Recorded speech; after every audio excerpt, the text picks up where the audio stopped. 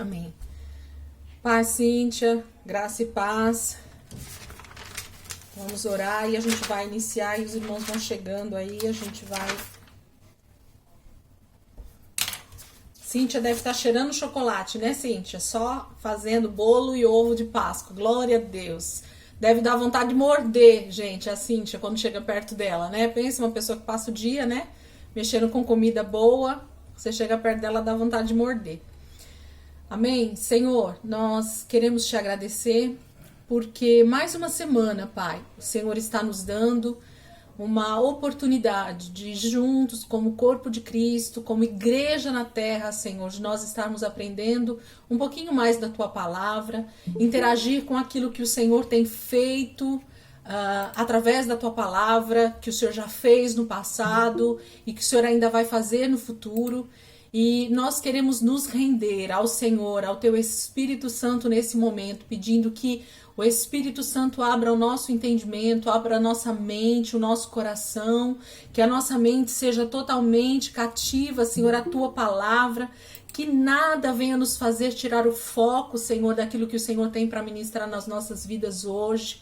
Eu quero te agradecer, Senhor, porque eu creio que grandes coisas o Senhor tem feito em nós e vai fazer através de nós, Pai, nesses últimos dias. Nós queremos te pedir, Espírito Santo, ministra na vida dos teus filhos que por algum motivo não puderem estar, Senhor, nesta aula, que o teu Espírito Santo possa estar indo agora onde eles estão, que o Senhor possa estar acampado ao redor deles, ao redor da nossa família, Jesus, daquelas pessoas que nós amamos. Pai, eu te peço nesse momento, se algum filho ou filha aqui no grupo, Pai, tem estado aflito, tem estado triste com alguma situação familiar ou no trabalho, que o teu Espírito Santo seja aquele que traz toda a paz necessária para esse momento de tribulação, para esse momento de angústia, para essa tristeza. Oh, Pai, em nome de Jesus, que todas as nossas necessidades, sejam elas emocionais, físicas, financeiras, no nosso trabalho, onde quer que seja suprida pelo Senhor, porque o Senhor nos guardará a todo tempo debaixo das tuas asas, Pai. Muito obrigada, Senhor, por esse momento tão precioso junto com os meus irmãos. Eu quero dizer, Espírito Santo, nós somos muito, muito, muito gratos pela tua presença em nós, pelo teu amor por nós, Pai. Muito obrigada, Jesus, eu te louvo e te agradeço em nome de Jesus. Amém? Que a paz do Senhor seja com todos vocês onde vocês estão aí, viu? Quem eu não falei e mesmo aqueles que eu falei, que realmente o Senhor invada aí a casa de vocês com a paz dele que excede, né, todo entendimento. Amém, queridos? Bora lá para a palavra? Mateus 24, sem nós perdermos tempo, porque tem bastante coisa pra gente falar, pra gente estudar, então a gente não pode perder tempo aqui nas aulas, né? Mateus 24, a partir do versículo 12. A gente falou sobre ele, eu só vou iniciar a partir dele para a gente pegar o contexto e dar continuidade. Mateus 24, versículo 12. Mateus 24, versículo 12. Todos acharam aí? Diz assim, o que a gente falou semana passada.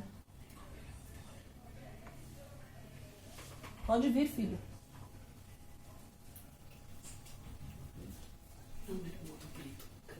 Tá.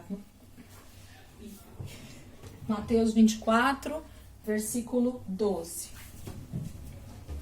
Diz assim: devido ao aumento da maldade ou da iniquidade, né, como em algumas versões, a que eu gosto mais é a iniquidade, o amor de muitos esfriará.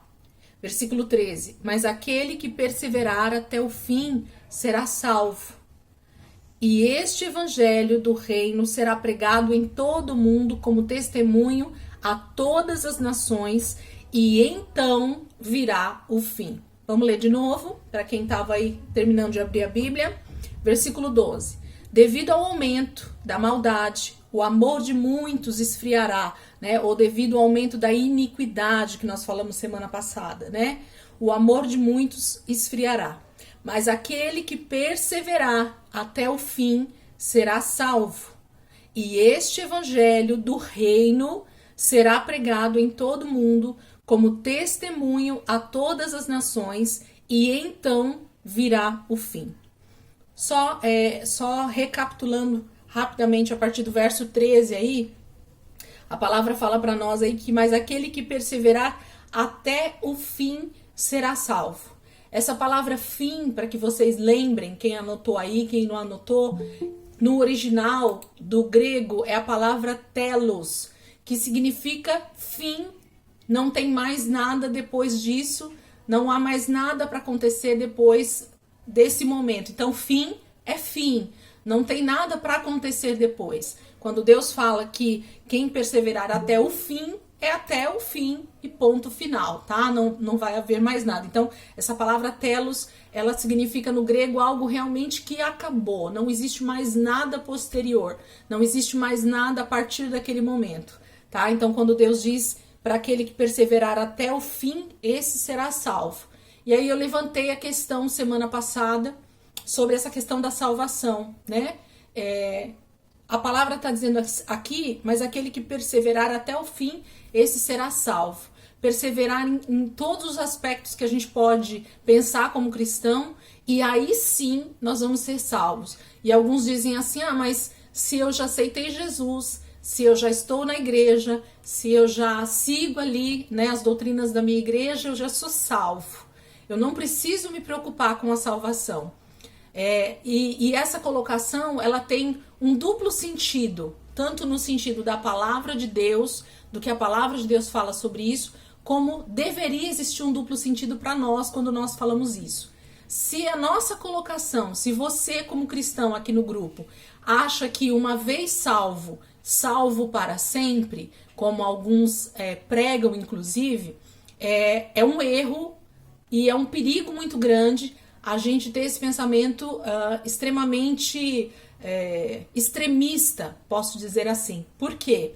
Porque, na verdade, a salvação em Cristo Jesus, no momento em que você crê no Evangelho, que você aceita Jesus como Senhor e Salvador da sua vida, tem início um processo de salvação. Opa, Elisângela, mas você está falando que eu já aceitei Jesus e então eu fui salvo. Sim, você foi salvo para ser salvo. Eu ainda citei essa frase que eu gosto bastante, nem sei de quem é essa frase, mas eu gosto muito. Você foi salvo para ser salvo.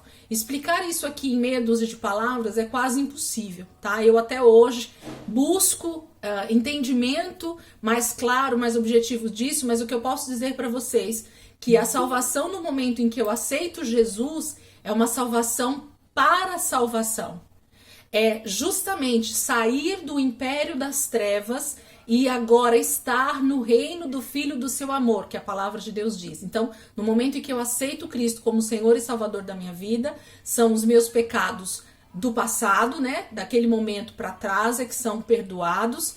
E daquele momento para frente, eu preciso então agora caminhar num processo chamado santificação, que é um processo de reconstrução do meu homem interior, como a palavra fala, né? Então, é justamente mortificar a minha carne, levar a minha alma totalmente cativa ao Espírito, para que então eu entre nesse processo de santificação. Para quê?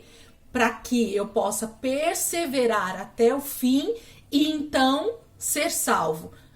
Se eu traduzir para algo talvez mais fácil para esse assunto que nós estamos falando, que é a escatologia, aquele que perseverar até o fim terá a vida eterna. Então, talvez fosse essa a tradução que eu faria para vocês entenderem melhor a palavra. Mas Deus está dizendo certo quando ele falava de salvo, porque ele está falando dessa salvação que o crente começa a trilhar a partir do momento que ele aceita Jesus como Senhor e Salvador. Esse processo de santificação vai me levar à salvação, à vida eterna. Tá? Então, aquele que perseverar até o fim terá a vida eterna. É isso que a gente poderia colocar aí como tradução desse versículo para a gente entender. Então, eu preciso perseverar em santificação para entrar nessa vida eterna. Pode falar, Ivaldo. Mas nós não podemos cair no erro. É uma dúvida. Será que nós não podemos cair no erro de acharmos que a nossa salvação vai depender de nós, porque não é pela graça que somos salvos. É claro que nós temos que fazer a nossa parte, mas é como se tivesse na minha mente, está surgindo a ideia de que então quer dizer que eu posso fazer algo que eu vá merecer a salvação. Você está entendendo o que eu estou querendo dizer? É simplesmente fantástica essa sua colocação, Ivaldo. Fantástica. Porque eu não sei se a maioria de vocês acompanha o status do WhatsApp, né? Se vocês olham, tem o costume de olhar. Eu sei que a maioria trabalha bastante, mas eu coloquei algo essa semana que eu estava lendo um trecho de um livro da teologia de John Wesley, né? Se não me engano é ele mesmo. Deixa eu só confirmar se é dele para não falar besteira. Acho que é isso mesmo. Acho que foi John Wesley, isso mesmo. Então eu peguei um trechinho de um livro dele e eu estava lendo o que ele diz sobre a justificação final, né? Sobre essa questão que nós estamos falando, porque o trecho que eu estava lendo tinha a ver com o nosso estudo de escatologia, lógico, né? Tudo que eu busco dentro desse tempo que eu tô dando aula sobre escatologia tem a ver com escatologia, para ver se aquilo que eu penso é coerente com aquilo que é história, com aquilo que a teologia de outros homens do passado dizem também. E aí eu postei um trechinho desse livro da teologia de John Wesley, que é um autor do nosso tempo, lógico, ele coloca ali o entendimento que ele tem sobre a teologia de Wesley, e eu queria ler esse trechinho para vocês que eu coloquei lá no status, e aí nós vamos responder isso que o Evaldo perguntou. Vocês entenderam o que ele falou? Eu só vou falar antes de falar para vocês entenderem. O Evaldo está dizendo assim: Elisângela, mas eu não corro o risco de achar que então a salvação é por obras e não pela fé? Eu não corro o risco de achar que então eu sou merecedor da salvação? Né? Então, por quê? Porque a palavra é totalmente contra isso, né? A salvação é pela fé, a salvação é pela graça de Deus. Mas a professora de escatologia está dizendo que não, que eu preciso ter atitudes que me levem à salvação. E aí eu vou explicar para vocês um pedacinho disso, só para a gente entender o que a gente está falando aqui. E esse é um assunto extremamente complexo, não é tão simples para a gente explicar, porque requer o entendimento dos dois lados da moeda, tá bom? Mas eu vou tentar explicar para vocês, só para vocês entenderem aqui. Vamos lá. O livro diz assim, ó, um trecho do que o John Wesley escreve. A justiça de Cristo, sem dúvida, é necessária para qualquer alma que entra na glória na salvação, tá? Que ele quer dizer. Todavia, a santidade pessoal também é necessária para todos os filhos de homens. No entanto, é indispensável observar que elas são necessárias em diferentes aspectos. A primeira é necessária para nos dar o direito ao céu. A segunda, para qualificar-nos para o céu. Sem a justiça de Cristo, não podemos reivindicar a glória. Sem a santidade, não temos aptidão para ela. Cara, quando eu li isso, irmãos, eu simplesmente vibrei. Porque é um entendimento que Deus tem me dado a respeito disso, e que o próprio Wesley, há tantos séculos atrás, escreve sobre isso com tanta propriedade. Agora eu vou explicar em miúdos para vocês, para a gente entender aqui. O que o Ivaldo perguntou é sobre a salvação no que diz respeito ao conhecimento de Cristo. Essa salvação, esse momento de entrega a Jesus, o momento em que eu levanto as minhas mãos para aceitar Cristo como Senhor e Salvador da minha vida, esse momento não existe nada por obras. Então, nada que o homem faça de obras vai fazê-lo dizer que é salvo, se não for através dessa convicção pela palavra de que ele é pecador e que ele precisa ser salvo. Vamos melhorar isso? Então, todo ser humano precisa passar pelo momento em que ele ouve a palavra, e ouvindo a palavra, ele entra num processo de arrependimento, ele entra num processo de entendimento de que é pecador, e por isso ele levanta suas mãos e aceita Jesus como Senhor e Salvador. Esse é a salvação pela fé.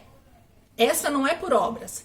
Então o homem pode achar que ele é bonzinho a vida inteira e ele ir direto para o inferno, porque ele não passou por esse momento de convicção, por esse momento de fé para ser salvo.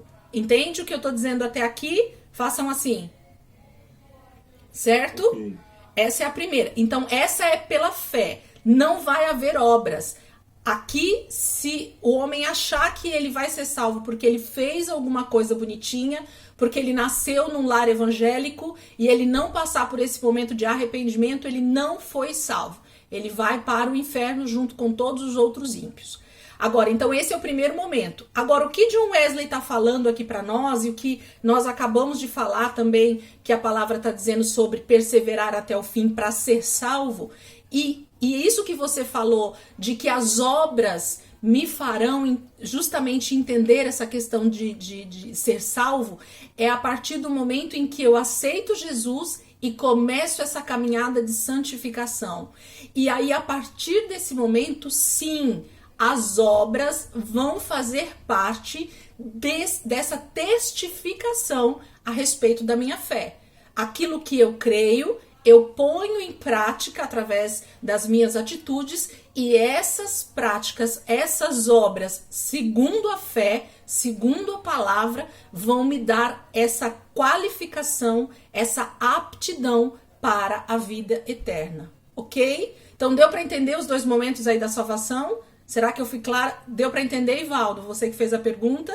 E Elisão, com certeza. Tá? Então não existe obras para a salvação no sentido de arrependimento e crer na salvação de Jesus na cruz. Ali não pode haver obras. Agora, a partir do momento que houve esse arrependimento, eu entendi que eu sou pecador e eu dependo do sangue de Jesus para ser salvo, aí sim, a partir desse momento, as obras fazem parte, sim.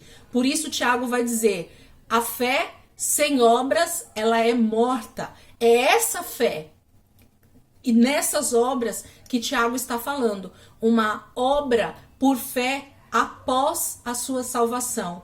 No momento em que você começa a caminhar com Cristo, as suas atitudes, elas vão falar muito mais do que a sua pregação. Que aí entra naquela questão que nós estávamos falando sobre não ser pedra de tropeço para os outros. Lembra das outras aulas? Nós falamos já bastante sobre isso. Então, é aí que o cristão precisa se preocupar em realmente ter obras que falem da sua fé.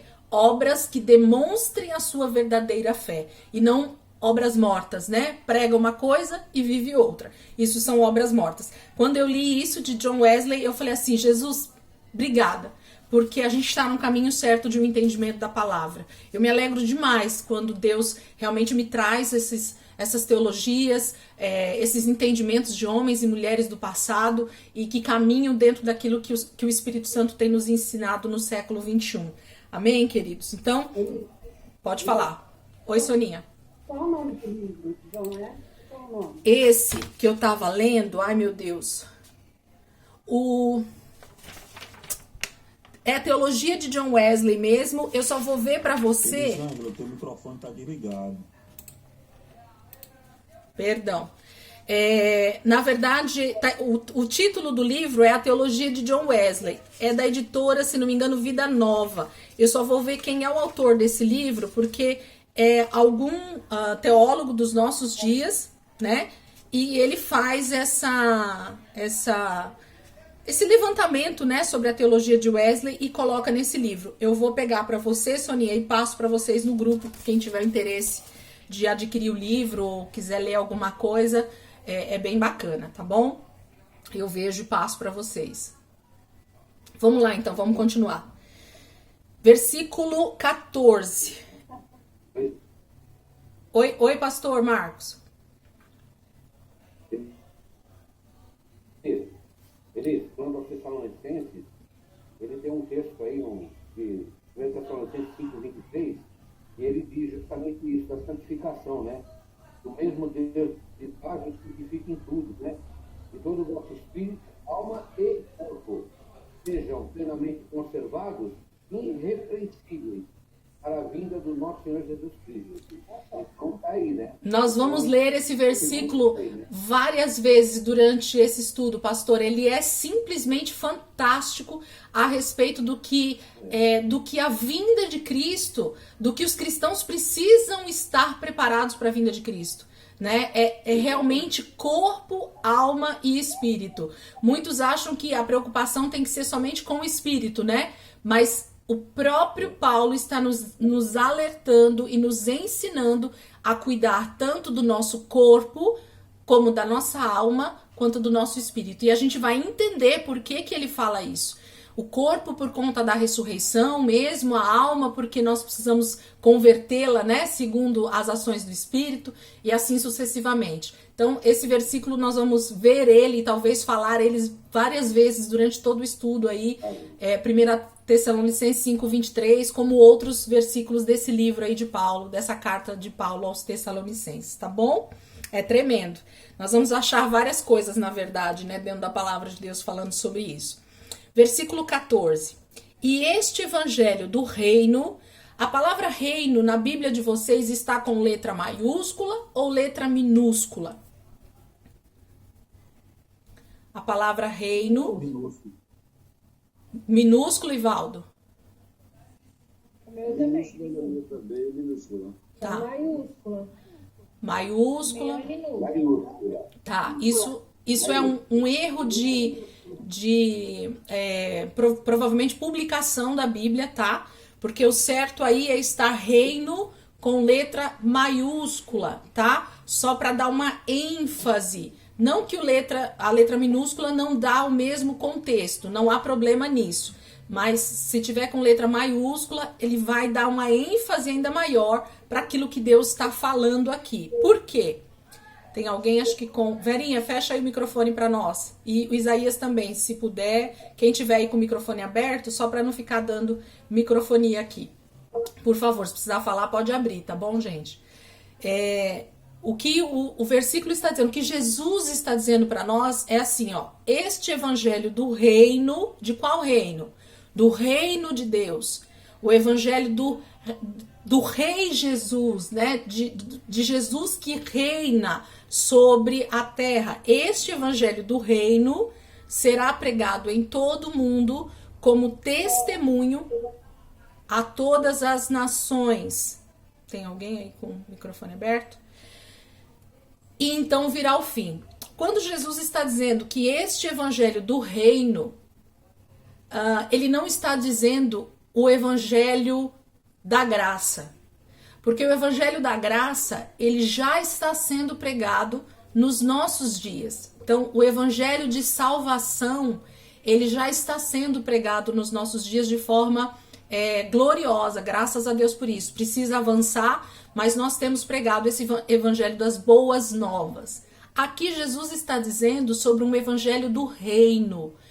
Então, vai acontecer nesses últimos dias, antes da vinda de Cristo, nós vamos ver lá em Apocalipse uma passagem que fala sobre as duas testemunhas, tá? Então, quem já ouviu falar sobre isso, nós vamos estudar isso um pouquinho mais a fundo e vocês vão entender. E esse versículo que Jesus está falando aqui tem muito a ver com essas duas testemunhas que nós vamos estudar em Apocalipse. Então, vai haver uma pregação do evangelho do reino. Qual reino? Do reino milenar, do reino de Jesus sobre a terra. É esse evangelho que vai ser pregado a todas as nações. Por quê? Porque as pessoas vão precisar ouvir sobre esse evangelho do reino para não dizer que não foram avisadas, para não dizer que não foram, então, submetidas a essa informação.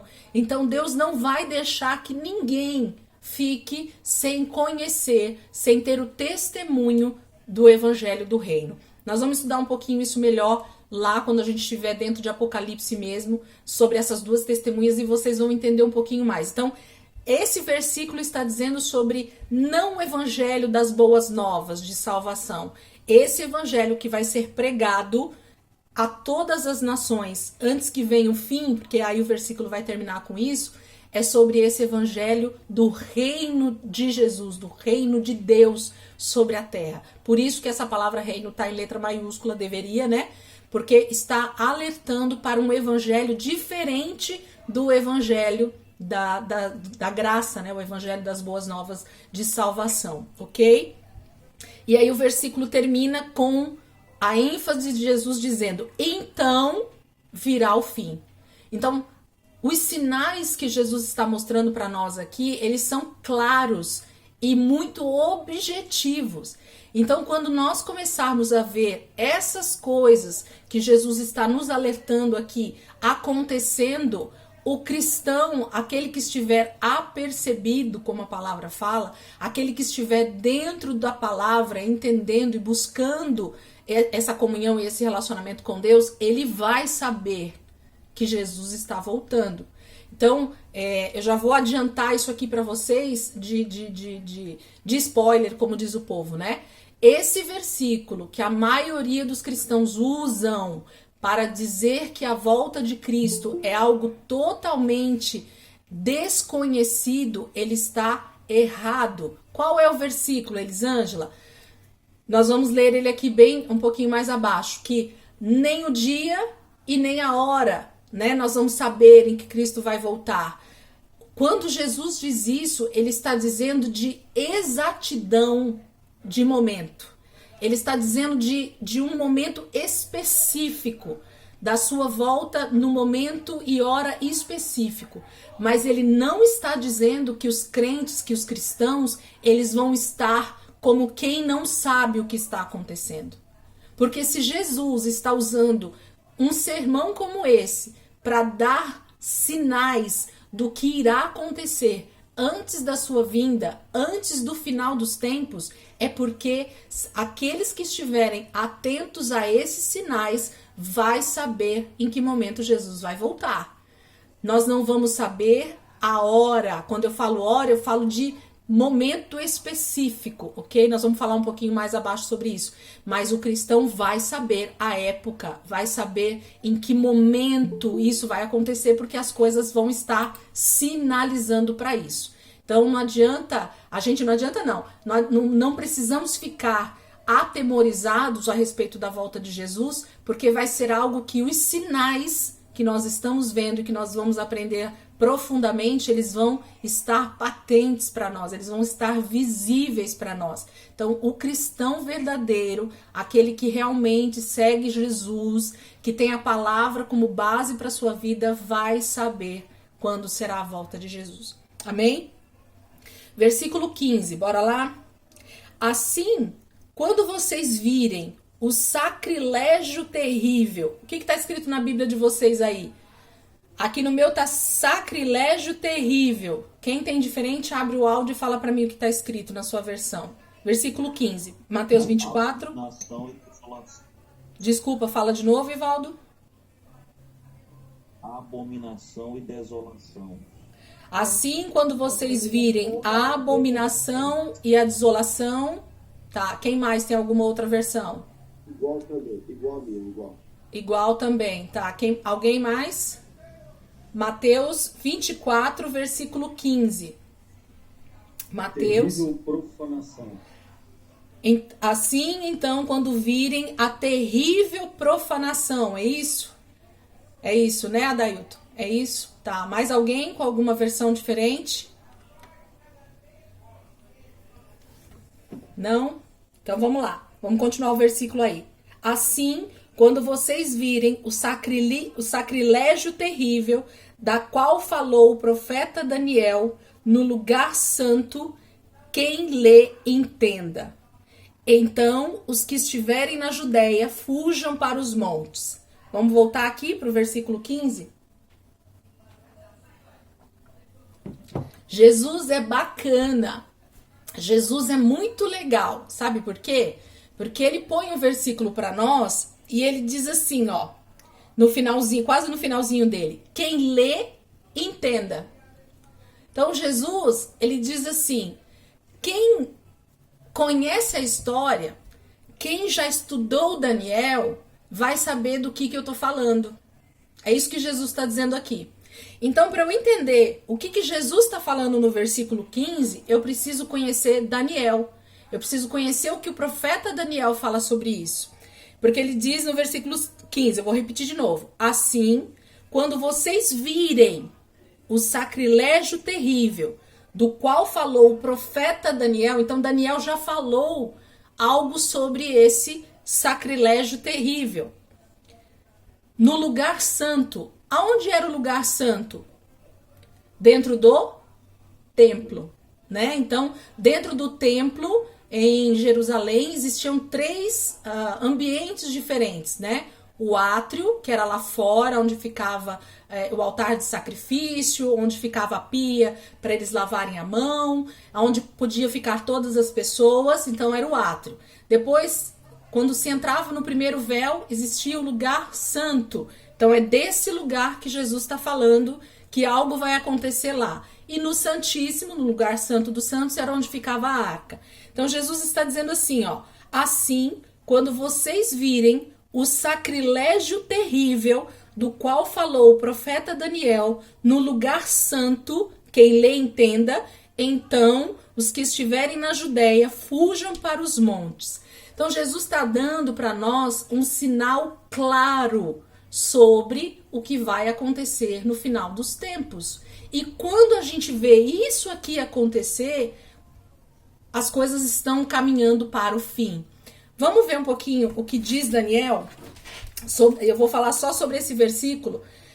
Daniel 9, 26 e 27. Abram lá comigo. Daniel, capítulo 9, versículo 26 e 27. Para nós entendermos de forma mais profunda esse versículo, ou o que Daniel está falando aqui, nós vamos precisar entrar dentro do contexto de Daniel, que não vai ser nesse momento. Mas o que eu quero mostrar aqui para vocês é que o profeta Daniel fala sobre isso, e eu vou falar um pouquinho do que é esse sacrilégio terrível, e dentro do contexto do estudo do livro de Daniel, a gente vai entender um pouquinho melhor isso, tá bom?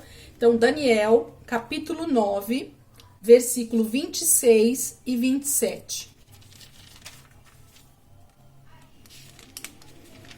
Acharam? Daniel é depois de Ezequiel, tá? Se ficar mais fácil aí pra vocês, é um livro pequeno, então tá, Jeremias, depois Ezequiel e aí vem Daniel. Qualquer coisa, dá uma corrida lá no prefácio, né, da Bíblia, lá pra ver a página, pra ficar mais fácil. Daniel, capítulo 9, versículo 26 e 27. Diz assim, eu vou lendo e depois eu leio novamente pra gente, enquanto o pessoal vai abrindo aí, tá bom? Daniel 9, 26 e 27. Depois das 62 semanas, o ungido